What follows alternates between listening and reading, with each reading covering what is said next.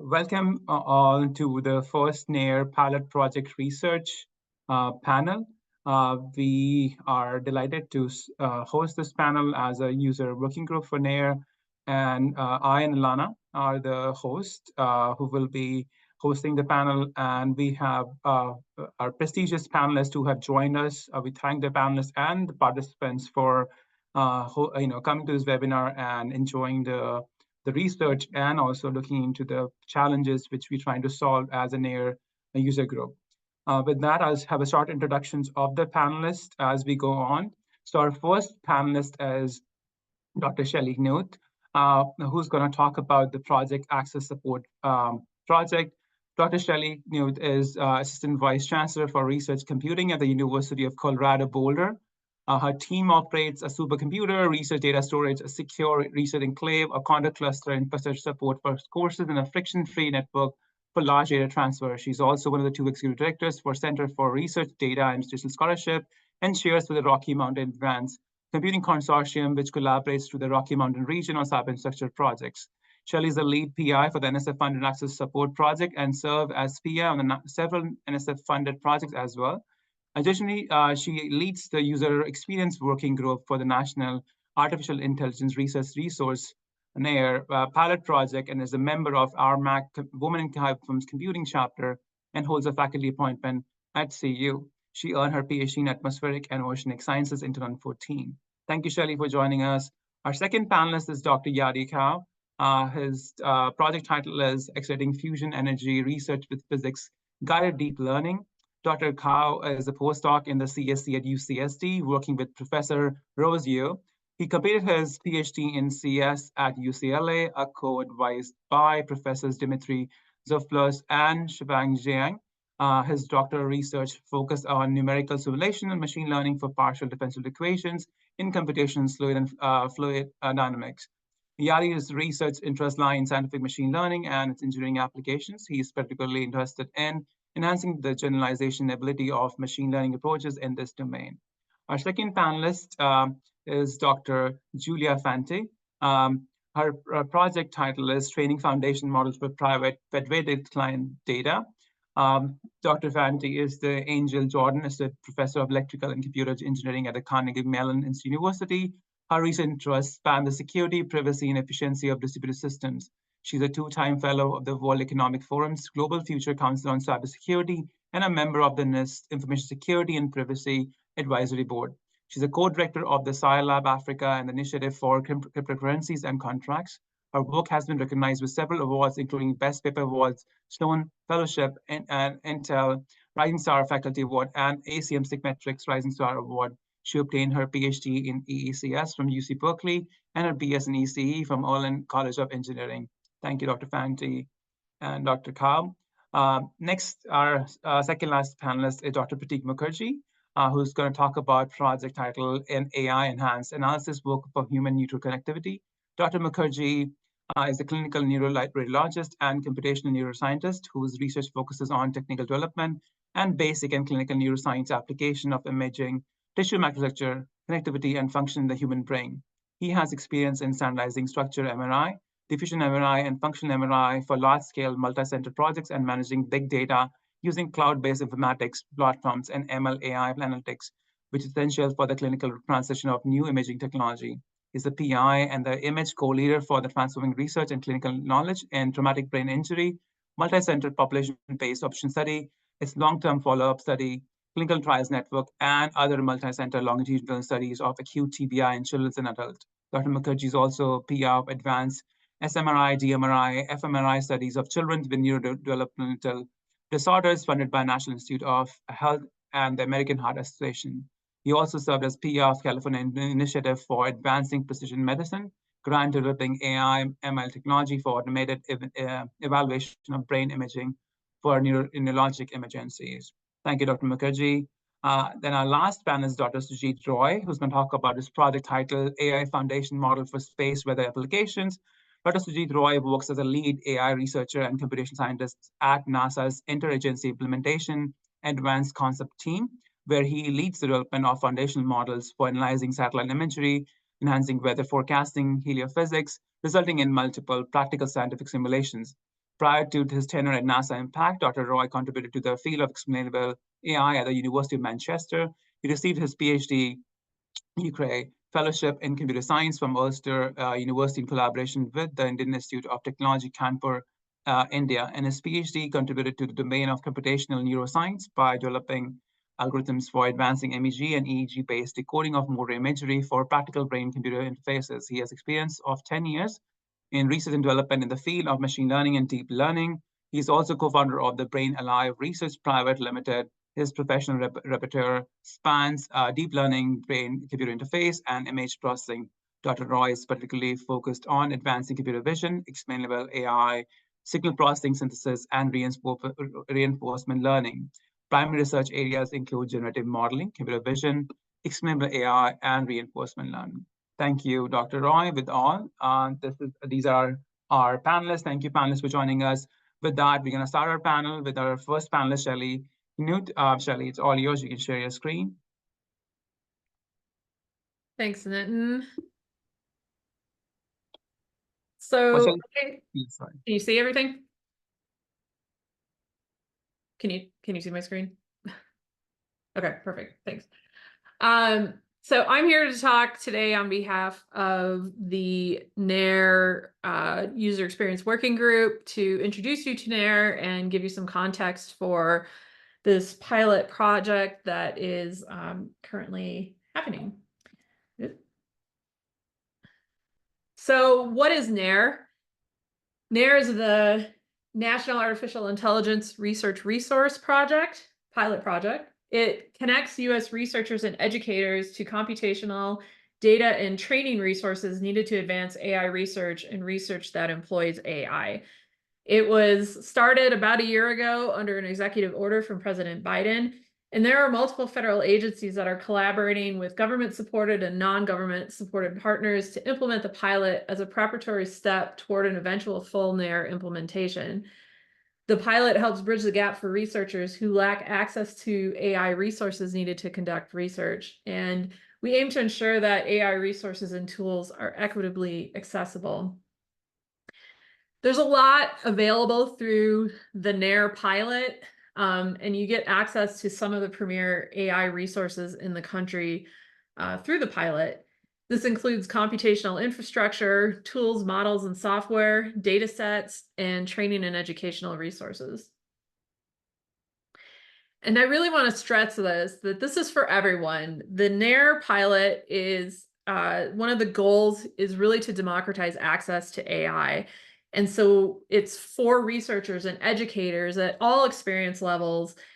And you may already be using AI in your research or in the classroom. You may not yet be doing so, but you've heard about AI and you might want to get involved. NAIR is for you. It doesn't matter where you are on the spectrum. We want to invite you to participate in the pilot. And how do you get involved with that? So if you have a project in mind, you're welcome to apply for the open calls. You can go to www.nairpilot.org, and there's information there about some of the open calls that are already available, including NAIR pilot resource requests to advance AI research, classroom educator resources call, open data models, and more. And there's also a Dear Colleague letter, which is on the second link below, where you can potentially receive funding to engage in a project that supports NAIR. If for some folks who don't necessarily have an already ready research project, it could be intimidating to think about getting involved with NAIR. So we wanted to address that a bit here. So one thing is you might feel like NAIR is really interesting, but you're not quite sure how to submit a proposal, or maybe it looks too intimidating. It's not a problem. You can submit a ticket, you can connect with NAIR, and we have somebody who will meet with you and we can guide you through that process. Maybe you're worried that you don't fit in here, and you do. As I said, NAIR is for everybody. AI is, the NAIR AI project is for people with all skill levels, and we really do have a team of people that are here to help you. One of our primary goals, as I said, is to democratize access, and so we want to make sure that we're inclusionary for everyone. And something to know too, a lot of people may think that they're behind because they've been hearing about AI and they don't have a project maybe, or they haven't started doing all kinds of research yet or whatnot, and you're not behind. We're all just starting together here in this process. And so we're here to help you through that. We're interested to hear more from you. During the session, we're going to do a few polls. We're planning to do a supported AI workshop sometime in the spring. And what we really want to do is make sure that the topics that are being presented there are ones that make sense for the community. And there'll be more information on this soon, but we'll be able to support folks traveling and whatnot to attend this conference. So you'll be getting pulled, as I said, throughout this presentation. And you can learn more about future events at the link below. And then finally, Nitin mentioned this, but I wanted to mention the NAIR Pilot User Experience Working Group. So I'm one of the members, and along with Nitin, Alana Romanella, and Marisa Brazil. And what we're really interested in doing with NAIR is understanding what the user experience is like. And we want to take a holistic view of what's going on with the NAIR pilot and make recommendations to best meet the needs of the users. And this will inform a eventual implementation of a full NAIR. Some of the things that we're doing with this, we're holding office hours. We can provide consultations. We have ticketing. There's trainings and webinars such as this one. And we work really closely with the resource providers who are providing the computational infrastructure as well as user support and other pilot working groups with NAIR and other teams that are working with NAIR as well. And so with that, I'm going to put up our very first poll.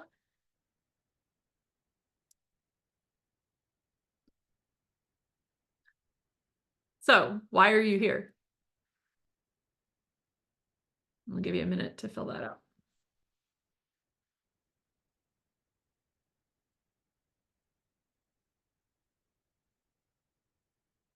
And maybe, Nitin, while we're doing that, we can get the first panelist up and running. Dr. Tao, you can share your slides now. And then meanwhile, everybody else does the polls. Thank you.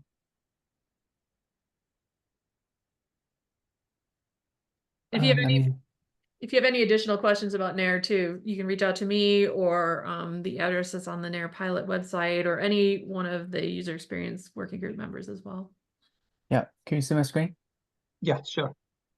No worries. Just how to slideshow. All right. Yeah. Can you still see the whole screen? Yes. Should I wait maybe for 1 or 2 minutes for the poll to? You should. It looks like people have stopped, so I'm gonna end the poll. I'll share the results here quick. Yeah. It looks like a lot of you are interested in learning more about the NAIR pilot. But there's a pretty good spread for everyone. So thank you. Thank you. Okay.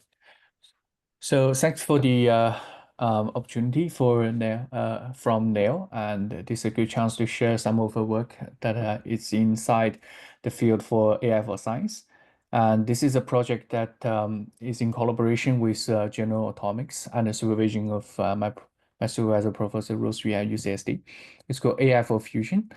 And AI for Fusion, oh, sorry, it doesn't go. So actually, it's a physics-guided machine learning for AI for Fusion. So first, we can talk about what is a physics-guided deep learning technology. So physics-guided basically means, let me just present all the stuff here.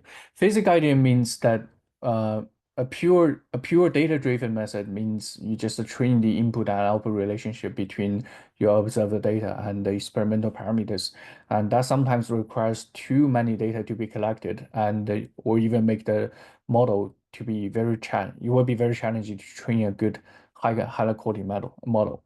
So what people usually do is that they, instead of purely training a data-driven model, they try to inject some physical-based knowledge into the model. So those kind of knowledge can include, for example, translational invariance or rotational equivariance, things like that.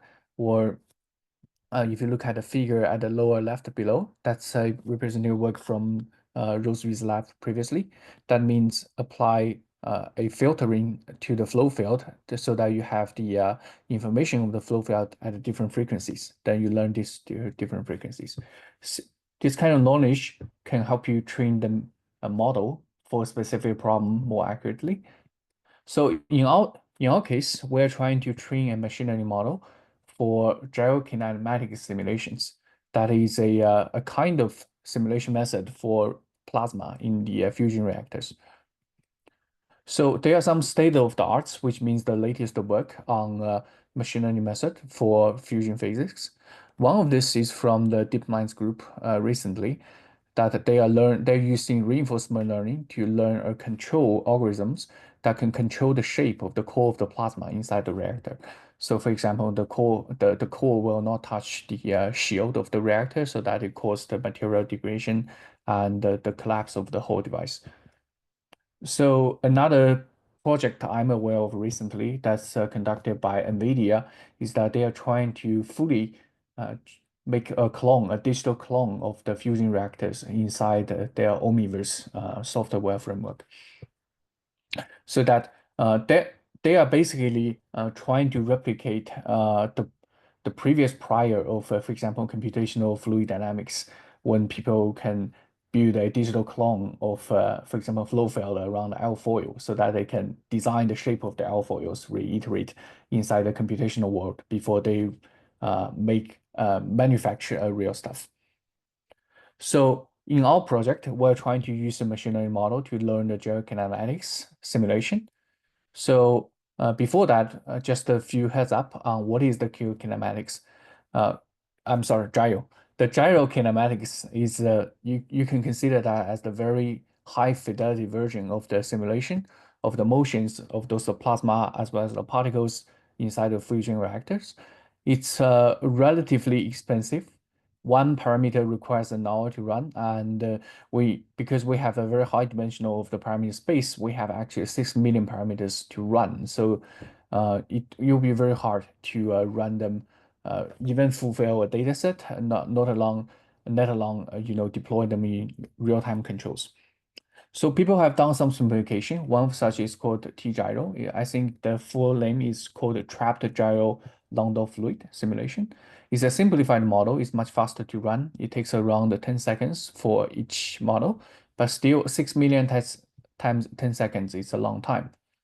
So that to reduce the time to run those simulations, so maybe they can be deployed in the online control algorithms, we want to use neural nets to replace these simulations. So here on the right side, we present a pipeline for using a neural net to replace the simpler version, the TGLF I mentioned earlier, the simplified version of the fluids. And we have prepared 10 million slices of data using the TGLF simulation. And then we train the final fluxes, the heat fluxes, the electron fluxes, etc., using neural nets. And with these neural nets, we can either reconstruct the plasma profile or validate the profile with wishes, for example, experimental designs. And later on, we can use them in control problems. So the neural nets architecture we applied is relatively easy because the input of parameters are relatively independent to others. They are not like the spatial data, so that you can use, for example, CNN or GNN. We just use a simple MLP with base nets, and it turns out to have very good accurate results. If you move your focus to right side of the screen, you'll notice that we predict the we put the prediction of our neural nets on the y-axis, where the ground truth is on the x-axis. So 100% accurate will mean all the data will collapse on the diagonal, which is the case as you can see. It also can be generalized into different saturation rules. And overall, it reaches about 3,000 times speed up compared to numerical solvers. So that is actually, right now, is being deployed in the D3D's control algorithms. But TGLF, as we have mentioned earlier, is actually a simplification to the gyrokinematics, which is the full simulation. It has simplified lots of stuff. It only simulated steady state. So we also want to know if we can use the neural nets to learn the dynamics behind the C-gyro simulation. But because that will requires 6 million times 2 hours simulation time, we can't afford it. So we propose a multi-fidelity models to predict the differences, actually not the differences, the multiplication rate between the TGLF and the CGRO results. So that we use another neural nets that is output is actually a multiplier. The multiplier will multiplies the result of the TGLF and aiming at getting the result for the CGRO. Again, using the diagonal plot again, if everything is correct, it should collapse on the diagonal. And as you can see, our training strategy gives a relatively good collapse on the diagonal. It's not perfect, but still good enough. So our next steps will include trying to inject more physics-based information into the neural nets so that it requires less data to be collected. One of such information is trying to use the spectral-wise information. So the equation you are seeing right now is that we can actually calculate the final heat or electron fluxes using the integration of the intensity at a different spectrum. And one of our ongoing plan is trying to predict the unknown variables inside this spectrum so that we don't have to predict the final results directly. And also the equation here, the spectral-wise summation will provide as a physics-based regularization to our neural nets. And there are also other challenges. For example, in the previous slides, we mentioned injecting physics information, but we're still experimenting on the TGLF, the simplified model, because that is easier, that is faster. We still can't afford a full data set of the CGRO, so that's why we want to apply a methodology named the smart sampling. Smart sampling means that we don't have to sample a full data set. We can use, for example, Bayesian optimization to figure out which subsets are most informative inside the full set, and so that we train the neural nets on them. And this is an online iterative process. That's our next steps. And with that, that's the end of my presentation of the panel, and I welcome any questions.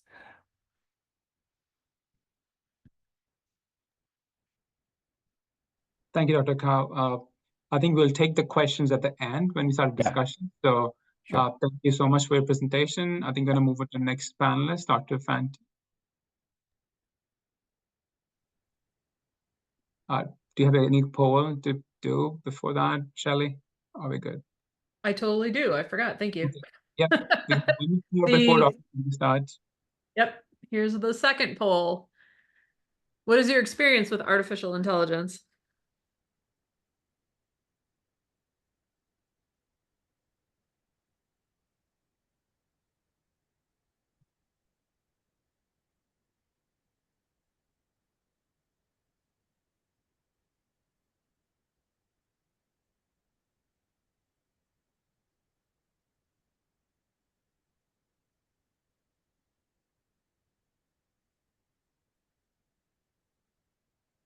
All right, going once, going twice.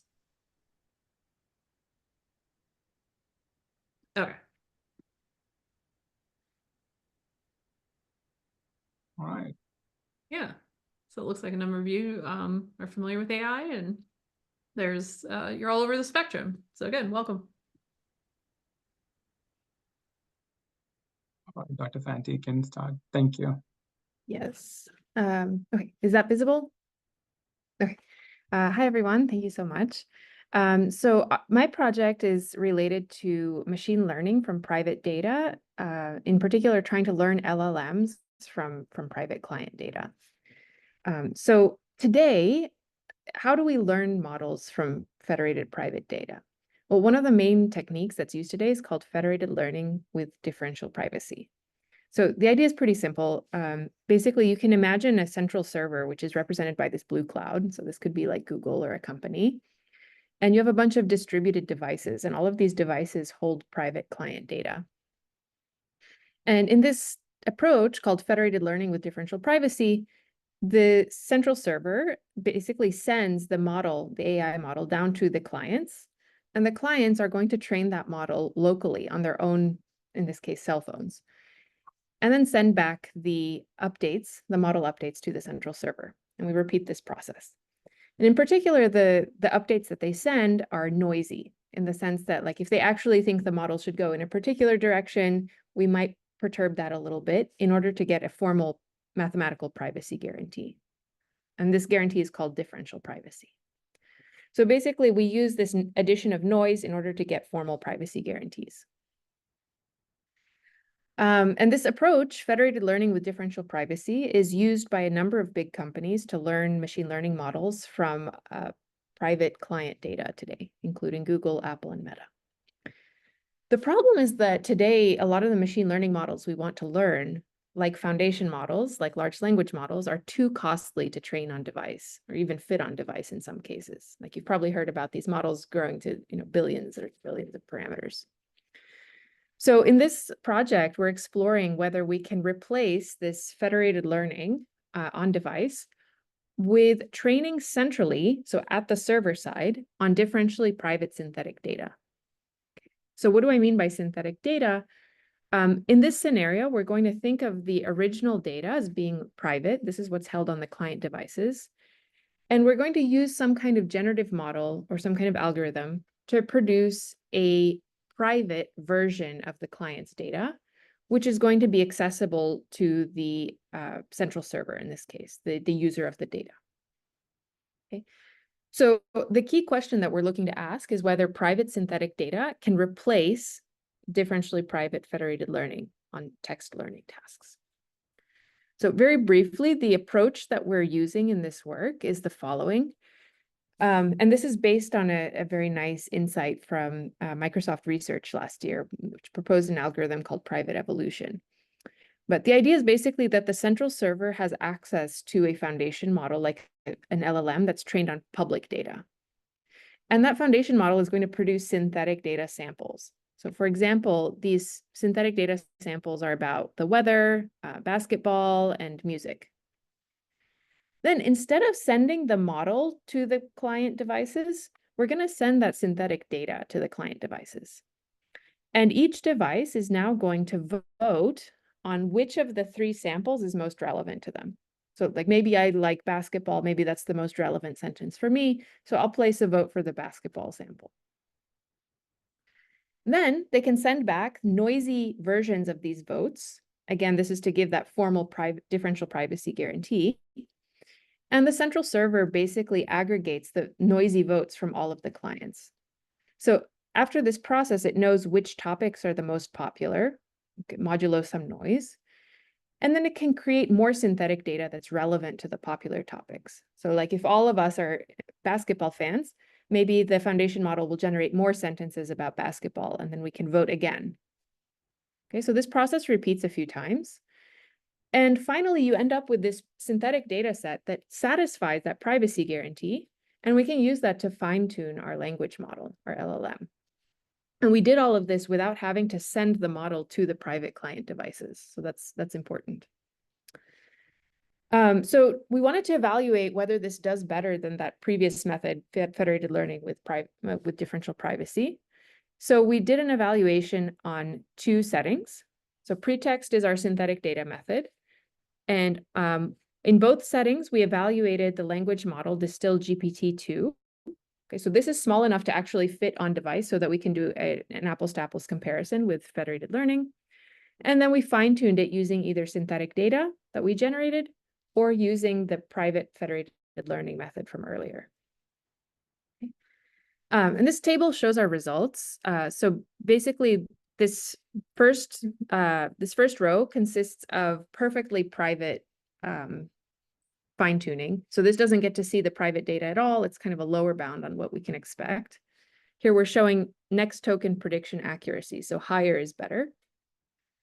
And this baseline, epsilon equals infinity, is like no privacy at all. So you get to see the private data exactly and fine-tune on the private data itself. That's like an upper bound on what we can hope for in terms of accuracy.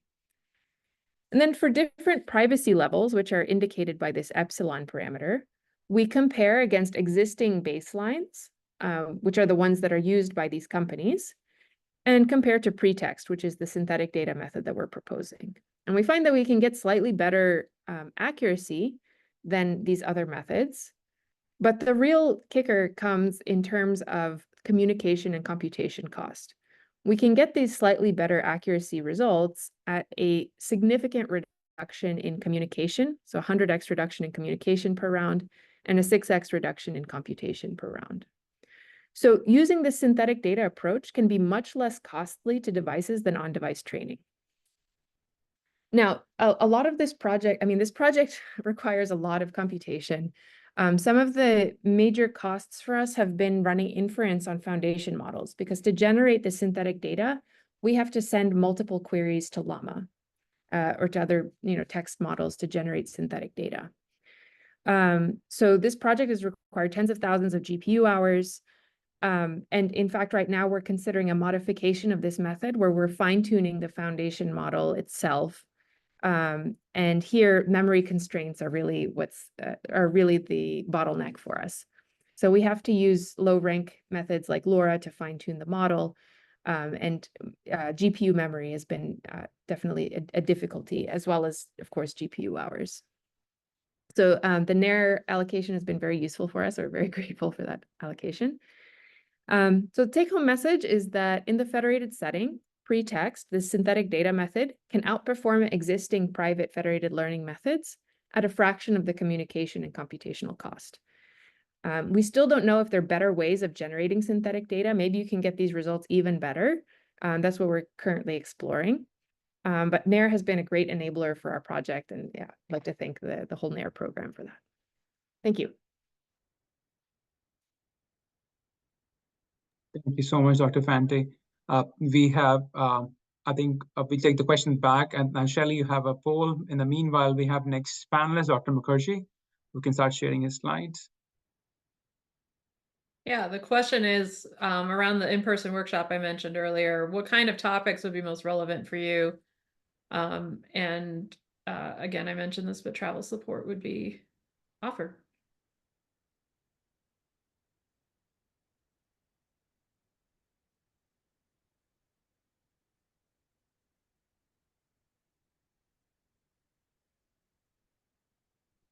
Hope you're seeing my slides okay. Yes. Great. Thank you. We'll start as soon as we're done with the polls. Yeah, we're still getting a lot of responses in, so. This is important. This one is really important. We need to know. Yes, please answer this one. This one is going to define the workshop that we host.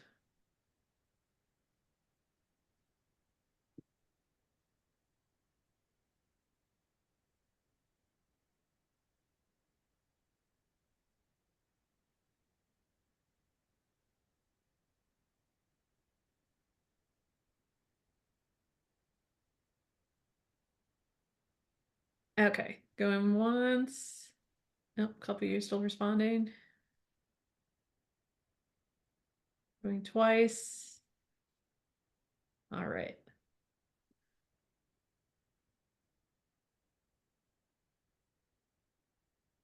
Yeah, so another run the gamut, but looking at AI tools and deep dives and large language models. Yeah, AI and research. All right, thanks.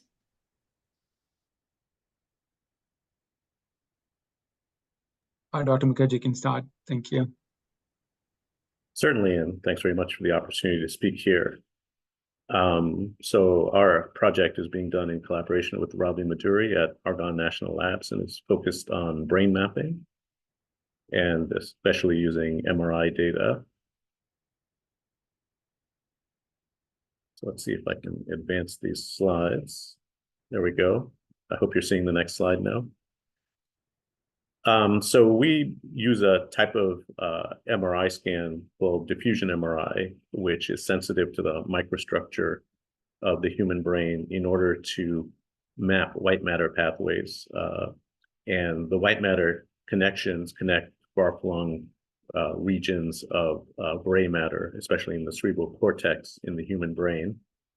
And some images of that, of the streamlines, are shown on the right, which shows the white matter anatomy. And on the left is the so-called graph of nodes and edges that you can deduce from that streamline map. And that's known as the macrostructural connectome of the human brain. And with our computational pipeline, we can merge those two aspects of the anatomy and the graph theory connectivity to show maps of the density of the white matter connections in various regions of the brain. And the brighter blue areas show that the densest edge connections are in the deep central part of the brain. And our computational pipeline is called MapperTrack, for a massively parallel, portable, and reproducible tractography pipeline. It's done using prototype code from my lab, which was then streamlined and parallelized by Department of Energy National Lab scientists, including the ones at Argonne. And a common theme of all these talks is this is a very computationally expensive process. In order to create these connectome maps of the human brain, we have to propagate literally billions of streamlines through the white matter. And that's done using Bayesian probabilistic methods, specifically Markov chain Monte Carlo. We also have to take high resolution and anatomic images of the human brain and parcellate them and segment them into the different parts of the gray matter and white matter as well for anatomic reference. So very high degree of computational complexity. In terms of the clinical applications for this, I run the imaging core for a nationwide study of traumatic brain injury called TRACK-TBI. So we get data from thousands of patients around the United States at major academic medical centers, and we're a central repository for that data. So we have large amounts of MRI scan data in traumatic brain injury patients with which to apply these techniques.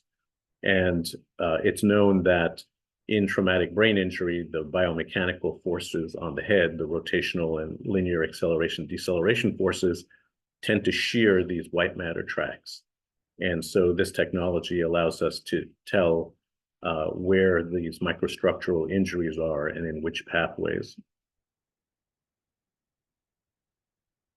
Another application is in a study I'm doing of children who have suffered intracranial hemorrhage due to congenital vascular malformations, such as arteriovenous malformations. So they tend to have a hemorrhage in a particular area of the white matter. So this tractography can tell us exactly which neural circuits are being interrupted by the hemorrhagic stroke and allows us to then perhaps do prediction of what their recovery will be like and how it can be helped with certain types of interventions.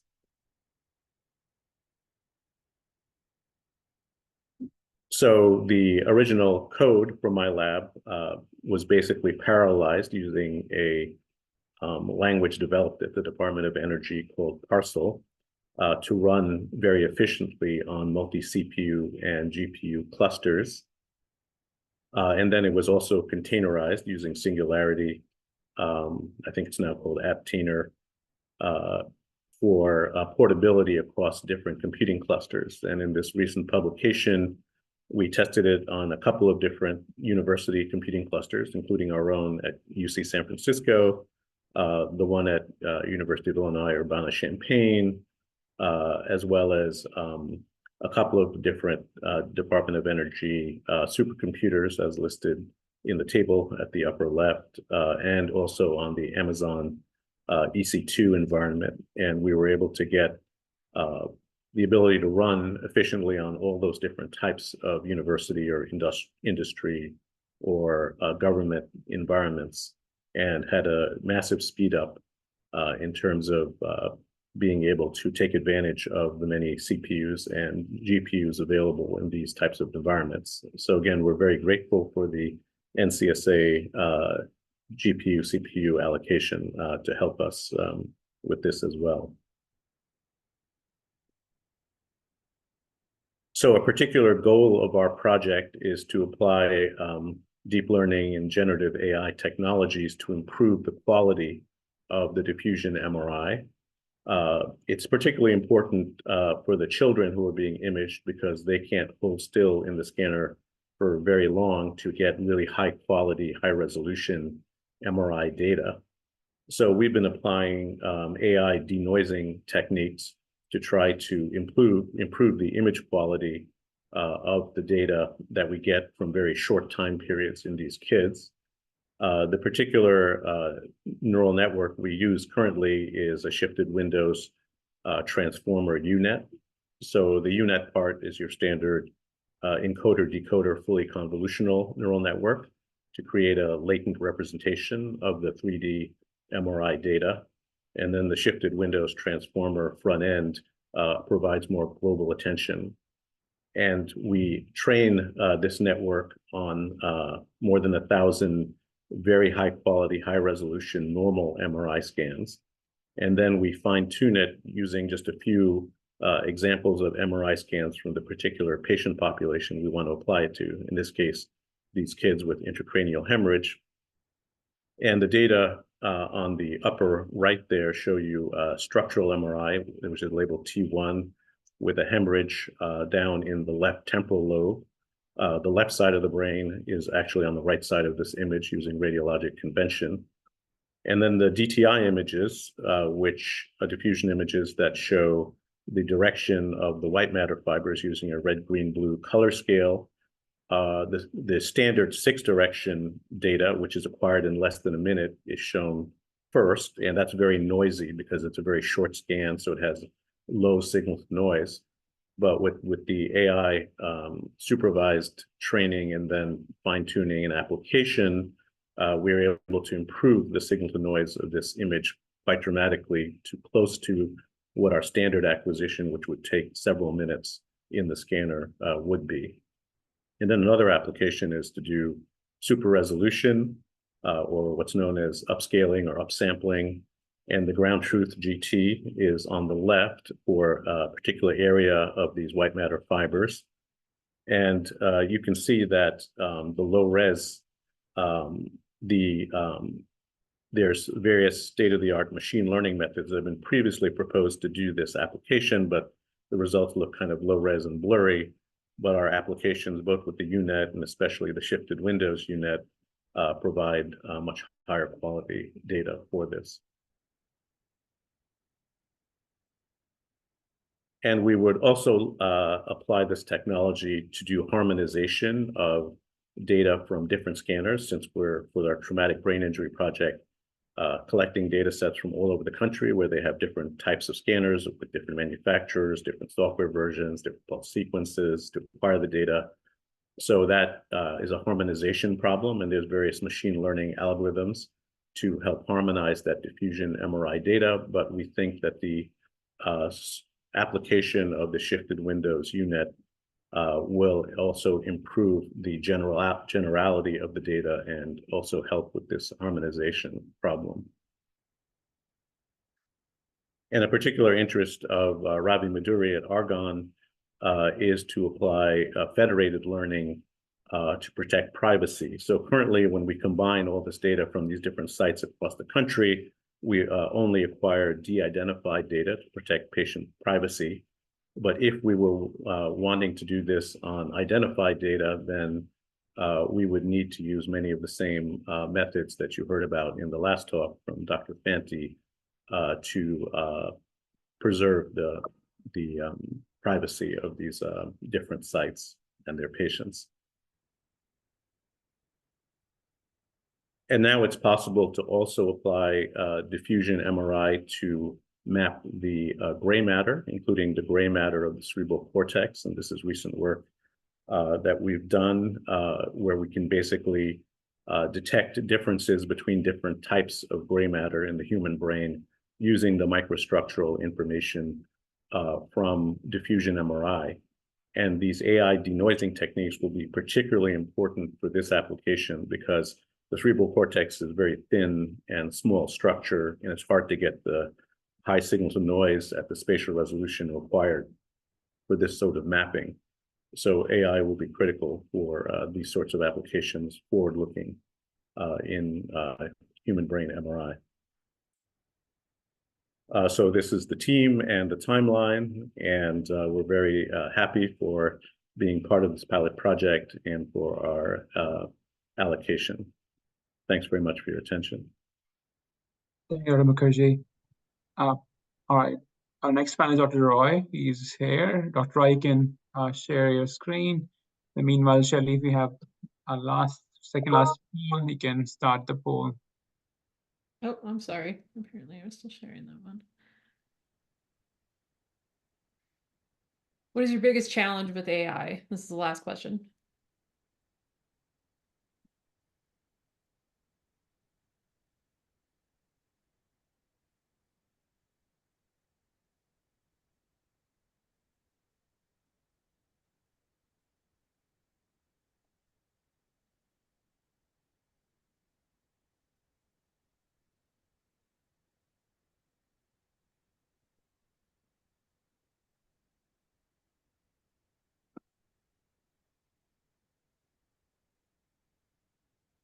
And Alana mentioned this in the chat. Feel free to put your questions in the Q&A and we can take a look at them at the end too. All right, going once, going twice. Okay.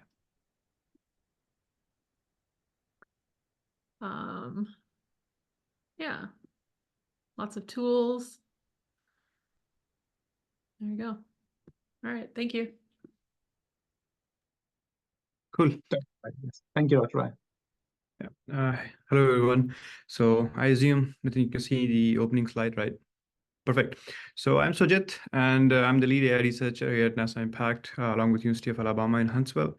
And I lead the team here in designing AI foundation models. So today's topic is on the NIR project, designing an AI foundation model for space weather application, specifically focusing on the heliophysics part. So the motivation behind designing a foundation model for heliophysics is you have high resolution data from SDO spacecraft, like 4K by 4K. And then you have enormous amount of solar observation in the 14 years. There are a lot of uncertainty in the space weather predictions, for example, solar wind, CMEs, flares. And we consider that AI models are the only way to exploit the data, specifically going for cross-domain, and then to also improve the space weather for predictions. So we aim not only to enhance the space weather forecasting, but also to push the boundaries of what is currently possible in predicting and studying solar activities and their effects on the space weather. We recently released a paper on this one as well, which is for the scoping out the AI foundation model for heliophysics application design and implementation. And I'll be sharing a couple of results and seeing from the same paper as well. So what are AI foundation models? So we have seen machine learning models, then, and foundation models are not only the large language models that people have pretty much aware with, but yeah, one of them, for example, you can look at multiple LLMs that you have seen, but fundamentally you are training a very, very large, training on a very large unlabeled data set. And you can just take that model and fine tune it to multiple applications, right? So it can, for example, primarily all of these applications that I deal with are in the vision domain, but you have seen a lot of in the image domain, in the language domain, like ChatGPT or Mistral or something like that. So what is the SDO data set? So SDO is NASA's flagship mission that was launched in February 11, 2010, and it is collecting the enormous amount of solar data using multiple instruments. So AIA is one of them, and with the focus to study of the solar corona, which is basically the solar atmosphere. So AI captures simultaneously in 12 seconds images of solar corona, which is 7 EUV and 2 UV wavelengths. And then the one wavelength is the HMI, which observes the line of sight of the full vector magnetogram with a 12-minute cadence. So HMI is particularly measuring the solar surface, which is photosphere, that is magnetic field distribution on the visible disk of the sun. And so the black patch inside the disk represents the magnetic field, and the white represents the positive field that you can look at here in this one. And currently the sun is at the maximum activity, which can be seen by the lot of active regions in the solar sphere. So this is the data set that we are dealing with right now. So you have a helio data from of the 7 AIA bands and 1 HMI band. We are taking making the 1 HMI, and we are having 3 HMI bands as well, which is for BX, BY, BG in terms of vector magnetograms. The time range starts from 13th of May 2010 to 31st of July 2024. I'm like, it will be till now as well. So as the day passes by, I'll get more and more data. So the initial data series is for 12 seconds with the cadence of 720 series, and there is like 12-minute series for HMI. So what we have done is to get a uniform sampling and stuff for time cadence, we downloaded a 12-minute cadence download. So you're looking at more than 4.8 million data samples. And the volume is more than 3.3 terabytes per year. So we try to compress into the FITS format, into the AIA, into Int16 and HMI into, Int32. And then, so in terms of the pre-processed data format, so you're looking at the Helio data, converting into NetCDF into 12-minute cadence of 4K resolution in float 32. And you remove bad HMI data and, care about 2.9% of data. Some of them are missing. I'll show them what do missing means here. And the data volume is somewhere around 260 terabytes after compression. That's with the 12-minute cadence. If I go with seconds, I'm dealing with multiple petabytes of data. So this is, for example, a couple of bad images that we try to remove from our own training data. So what you can see here is, like, in some of the cases, there are artifacts, or, you can't see the full sun, or you can see only half of the sun. And since there is so much uncertainty into the solar sphere itself that you don't know a lot of things about, so you don't, we try to ignore the samples which have these sort of artifacts rather than trying to use them or try to fill that information using gap filling principle. And at the bottom right that you're looking at here is actually the information that is, of the full sun that we have tried to kept. So these are the pre-processing steps. So there are two levels. One is AI level 1 and level 1.5. We try to bring them together. In interest of time, I'll try to just quickly go through this, and then we can reach, you guys can ask questions or something, or mail me if you need further details. But you try to replace the missing file with nearest file, update the pointing matrix, and then register with the bringing the center of the solar disk. So you try to bring the center of the solar disk to the center of image, and they bring the image back to the correct orientation that has been rotated, right? And also you correct for the instrument degradation correction, which means the degradation of the CCD on the instrument has been degraded after some years. So we need to just correct for that. And then you have the elliptical orbit variation correction. And then we try to convert the data type from float 64 to float 32 because we're not losing a lot of information there.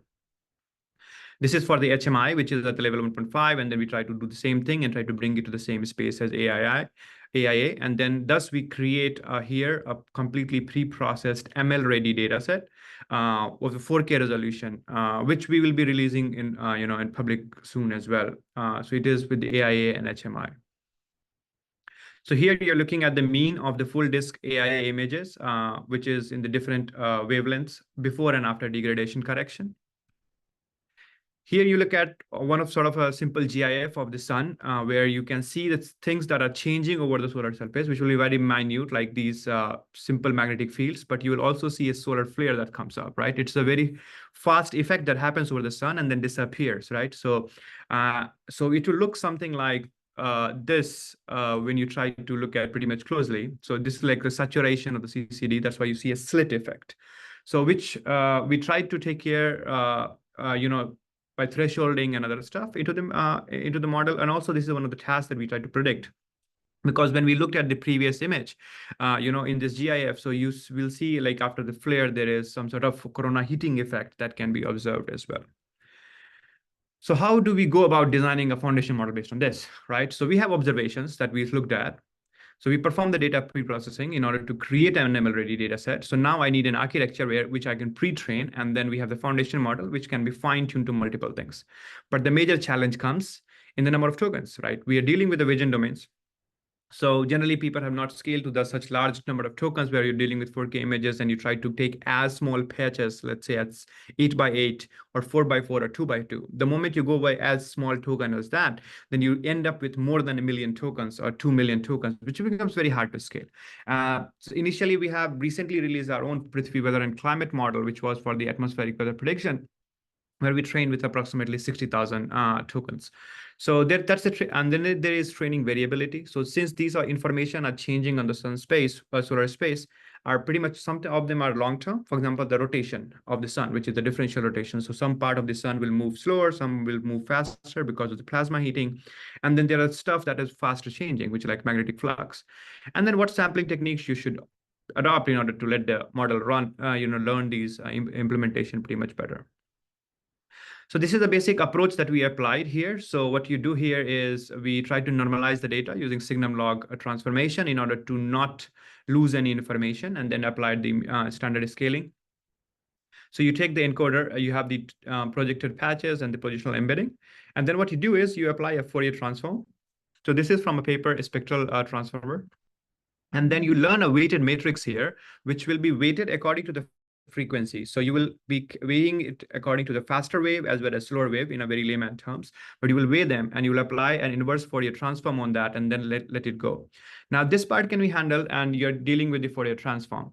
Now, since you are doing a Fourier transform, you cannot do masking. So multiple vision domains transformers approach for foundation model used masking as an technique in order to let the model learn about the spatial correlation changes and other stuff.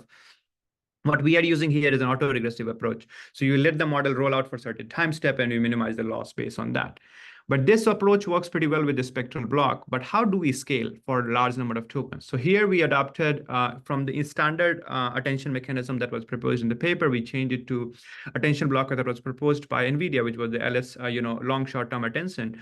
And then what we do here is you apply a short-term attention over a fixed window, and then you apply a long-term over the, for the larger and then you do the aggregation and you apply multiple blocks of those. And then you apply a simple convolution decoders in order to let the model generate those things. By this method, we went from 16 by 16 path size of something around, you can count them as 65,000 or 60,000 number of tokens to actually 240,000 tokens by getting it to lower 8 by 8. Now you would ask, like, why do you want to go as low as possible? So since we are dealing with so much of uncertain information and let the model learn about the partial differential equation from the data itself in order to solve that, the smaller I go, I can let the model learn about the spatial changes in the pixel space over the period of time.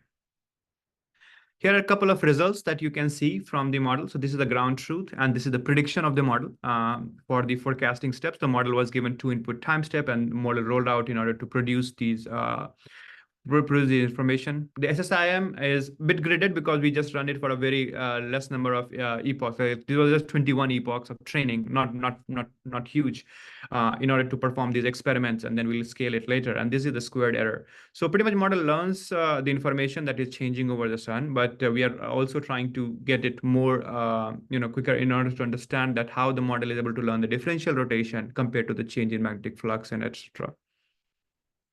This is the generation of the AIA from, this is from HMI from the AIA. So you're trying to generate the magnetic flux erased information from the, other 7 AIA bands. And here also the model performs pretty well in terms of the prediction compared to the ground truth in terms of the, structure of the active regions and other stuff. And this is SSIM map, you can look here as well. Similarly, we tested out, like, can we actually look at the active regions over the sun and can that be predicted? And, you can track that across the solar surface here as well.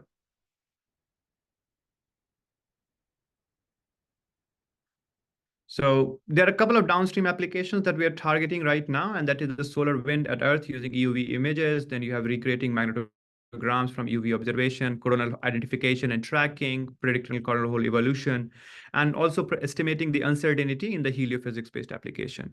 If I put them all on the chart of the scale, this looks something like this in terms of spatial scale and temporal hours. So you can look at it that it range from, as minimal as minutes to goes up to, an year or a decade-based scenario. And the spatial scale goes from, 10 to the power 3 to 10 to the power 5 to 10 to the power 6 as well in terms of the kilometers. Another approach that we tried was based on diffusion. And here we tried to generate based on just 3 channels of AIA and provided the HMI as a conditioning. And then we tried to generate those denoising sequences from the model itself. And model tried to show that it is able to, generate the data, generate the HMI from there or AIA from there. So it's the other way around. So we got 650,000 NVIDIA DGX resources from NIR, and we have used right now, we are running our experiments on 8 nodes of A100, which is equivalent to 64 A100 GPU. We intend to do some more presentation and also release the paper. People can check it out, this paper that we have just released. And also we'll release the scaling solutions for large vision-based models, what can be done when we try to train it with very huge number of GPU, let's say going for 2,000 or something like that, and more webinars. There are a couple of references, and I would like to thank all the partners here, like NASA Impact, NIR Pilot, USC SPAR, IBM, Microsoft, NVIDIA, and Jülich Supercomputing. Thank you, Dr. Roy. Thank you, all the panelists. We are right at time. and finishing up the panel. I hope you all enjoyed and got some information. If you have any questions about the panel or the, about the NAIR pilot, please do email on the email addresses Alana posted. And the question, Q&A are, open. If you want to put some questions there, we are happy to answer. We'll be joining again on November 8 with our next panel. And if you want to subscribe to that, please visit our website at nairpilot.org and try to register for that. Thank you all. And with that, if we have to, thank you. Thank you.